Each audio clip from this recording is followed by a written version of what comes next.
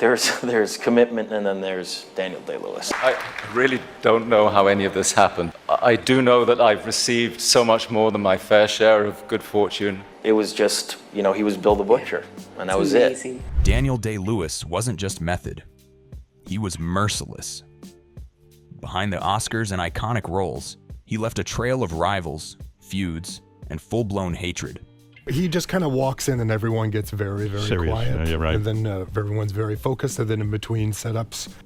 But for every iconic performance, there's a story of conflict, of rivals crushed under the weight of his obsessive pursuit of perfection. Today, we're diving into 6 shocking rivalries that show just how far Day-Lewis will go to defend his throne. Leonardo DiCaprio. The clash between Daniel Day-Lewis and Leonardo DiCaprio during Gangs of New York is a Hollywood legend. On screen, they created electric tension. Off screen, it was a storm of egos and method acting that left the entire set reeling. And I got to work with somebody who was another huge influence on myself as an actor. Day-Lewis, known for his method intensity, saw DiCaprio as everything wrong with modern Hollywood. A pretty boy with blockbuster appeal. But in Day-Lewis's eyes, no real depth. DiCaprio's golden boy reputation grated on Day-Lewis, whose craft was his identity. Tensions boiled over in one infamous incident where Day-Lewis, fully immersed in his Bill the Butcher persona, spat at DiCaprio's feet and hissed, "You're just a child pretending to be a man." The cast froze, unsure if it was part of the scene or an unscripted dagger aimed directly at DiCaprio. I don't think I said another word to him through the 9 months that we were there. But it didn't stop there. The final straw came during the promotion of Gangs of New York. Posters showcased DiCaprio's name in bold, eclipsing Day-Lewis's.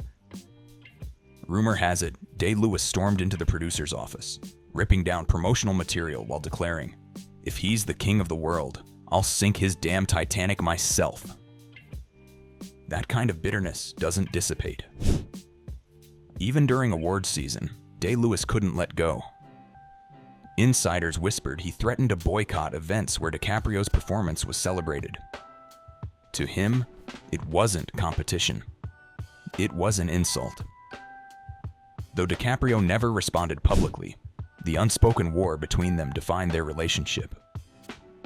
Ultimately, Gangs of New York became less about the story and more about the off-screen clash of 2 very different titans. It's a tale of method versus modern, craftsmanship versus charisma, and one of Hollywood's most unforgettable rivalries. The lingering question remains, was this pure rivalry, or did Day-Lewis see in DiCaprio something he feared?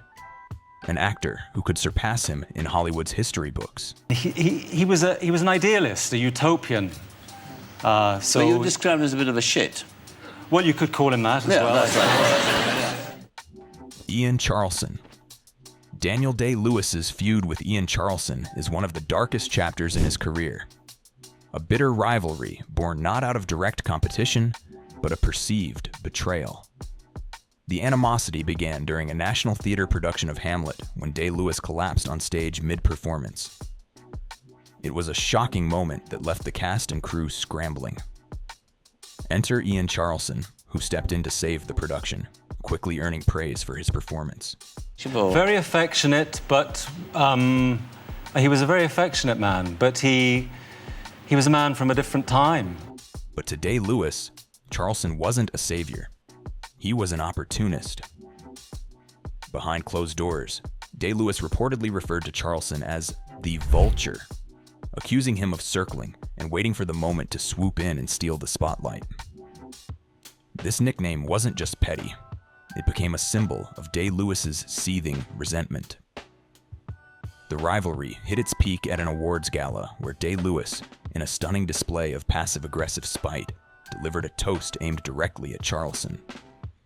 To those who thrive on others' misfortunes, he said, "May their success be as fleeting as their decency." It was a line so dripping with venom that the entire room fell silent. Everyone knew who the target was. From that moment on, the tension between the two was palpable. At industry events, they avoided each other like the plague, their frosty demeanor turning heads. Day-Lewis's animosity didn't fade, even as Charleson's health declined due to AIDS. Despite Charleson's tragic death, Day-Lewis reportedly never softened his stance. Their feud remains a cautionary tale about ego, rivalry, and the pressures of the stage. For Day-Lewis, it was less about competition and more about his unrelenting pursuit of perfection, even if it meant vilifying someone who once stood in his place. Did Day-Lewis's relentless pursuit of perfection blind him to the human cost of his grudges? Jeremy Northam. When Jeremy Northam stepped in to replace Daniel Day-Lewis during another hiatus from Hamlet, he couldn't have anticipated the storm that would follow. What should have been a professional courtesy turned into one of the pettiest rivalries in theater history. I can't remember exactly, but I mean, I just remember being overawed with your versatility. I can't believe you said that. Day-Lewis's dissatisfaction with Northam was immediate and vocal. Rumor has it, Day-Lewis went as far as calling the director to criticize Northam's performance, labeling it uninspired and forgettable. For a method actor like Day-Lewis, whose life revolves around crafting perfection, Northam's stint in Hamlet was seen as an affront to the role's sanctity. The feud didn't just simmer backstage. In interviews, Day-Lewis publicly dismissed Northam's work, using phrases like lacking gravitas to subtly undercut his temporary replacement. This wasn't just professional rivalry, it was personal. Day-Lewis viewed Northam not as a collaborator, but as a shadow attempting to encroach on his legacy. The drama reached absurd heights during a theater retrospective event. Northam, invited as a guest, reportedly found himself ejected at Day-Lewis's request. Witnesses claimed Day-Lewis muttered, "I don't need ghosts from the past haunting my work." It was a move so brazen that it shocked even the most jaded industry insiders. What makes this feud so striking is Day-Lewis's inability to let go. Even years after the fact, he would subtly reference unwelcome substitutions in his rare public appearances, a veiled jab at Northam. The entire saga underscores Day-Lewis's obsession with control over his craft, and the lengths he would go to preserve his theatrical throne. For Northam, the experience likely felt like stepping into a tempest. For Day-Lewis, it was another chapter in his legacy of dominance, where no perceived slight went unanswered. But here's the twist. Was it Northam's performance day? Lewis hated, or the idea that anyone could fill his shoes at all? Yeah. The Italian craftsmen are second to none as well. Amazing. I mean, the quality of the work they did was... Chris Baker. Chris Baker might not be a household name, but his feud with Daniel Day-Lewis is the stuff of Hollywood legend. It all started with a single online critique. Baker, an indie filmmaker, dared to label Day-Lewis's performance in Gangs of New York as overplayed. For most stars, this would have been a forgettable jab in the vast ocean of internet criticism. But for Day-Lewis, it was nothing short of an insult to his artistry. The story goes that Day-Lewis stumbled upon the comment during his infamous deep dives into character research. Instead of brushing it off, he reportedly went into full-blown revenge mode. First, he allegedly tasked his assistant with tracking down Baker's personal information, muttering something about delivering a lesson in person. While no physical confrontation happened, the very notion of Day-Lewis contemplating such theatrics is peak method acting drama. Then came the digital warfare. Under the pseudonym Real Actor 2000, Day-Lewis is rumored to have created a burner account to relentlessly troll Baker online. Comments like, "You wouldn't recognize true art if it fell into your lap," flooded Baker's posts. While unconfirmed, the stylistic venom bore an uncanny resemblance to Day-Lewis's intensity. But the pièce de résistance? A VHS copy of My Left Foot allegedly showed up at Baker's doorstep, accompanied by a handwritten note. Study this. You might learn something. If true, It was an act so petty and theatrical it could only come from a mind like Day-Lewis's. The feud became an unspoken inside joke among industry insiders. For Baker, it was a cautionary tale about poking the bear.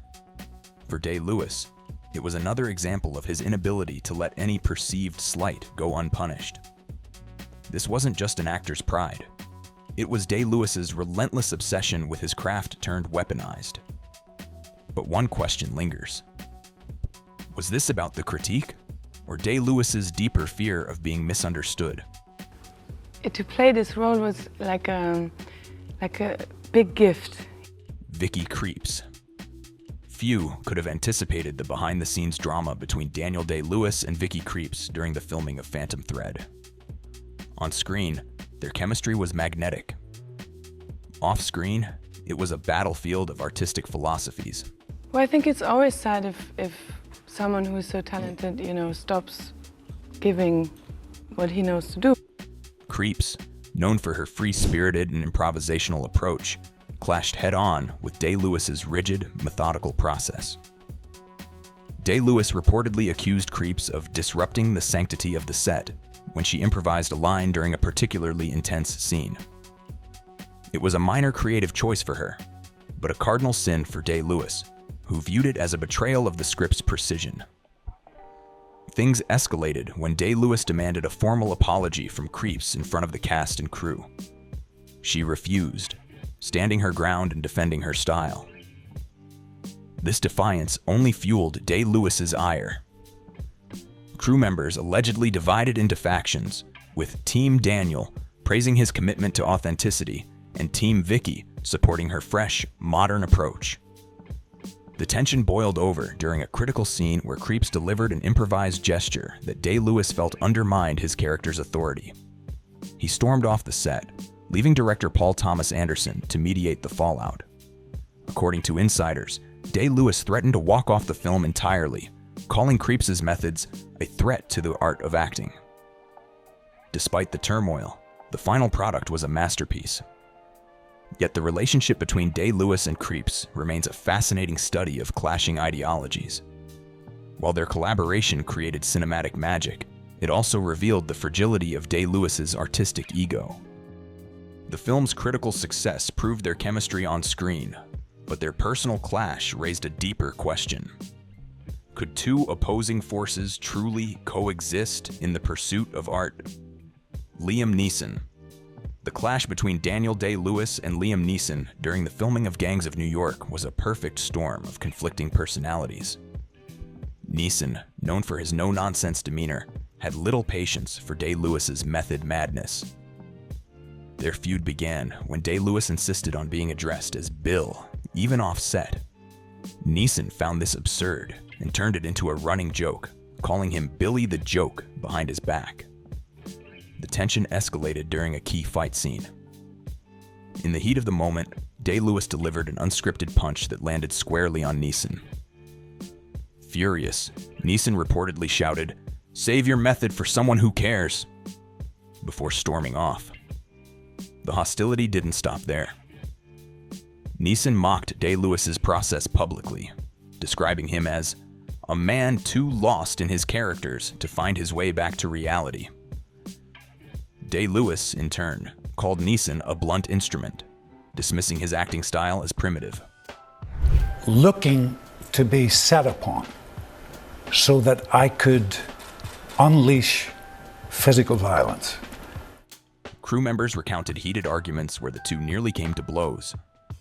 At one point, the director had to physically separate them, halting production for hours.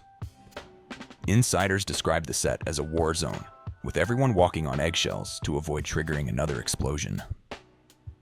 Despite their animosity, their performances in Gangs of New York were lauded. Yet their relationship serves as a reminder of the fine line between artistic passion and personal conflict.